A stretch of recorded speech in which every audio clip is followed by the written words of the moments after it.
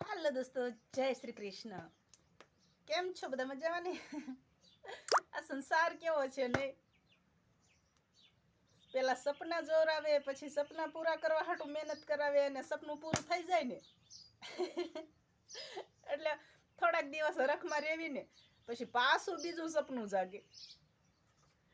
જે વસ્તુ મેળવવાની ઈચ્છા થાય એના માટે આપણે કેટલો પરિશ્રમ કરવી, કેટલા હેરાન થાવી, કેટલી મહેનત કરવી, અને જ્યારે વસ્તુ મળી જાય ને તો હરખનો પાર ન રહે, ખુશીનો પાર ન રહે.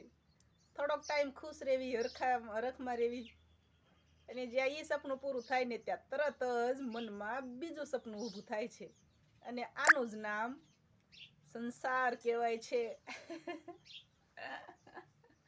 સંસાર. અને ખરેખર સપના જોવીને તો જ જીવવાની મજા આવે હો.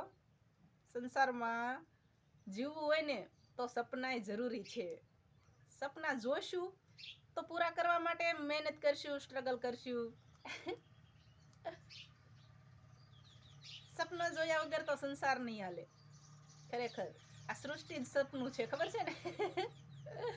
પ્રાણિયા ભજી લેને કીર્તાર, આ તો સપનું છે સંસાર.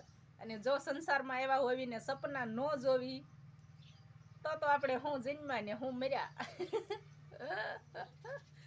એટલે સંસારમાં જન્મ લીધો છે એટલે સપના જોવાય જરૂરી છે અને સપના પૂરા કરવાય જરૂરી છે.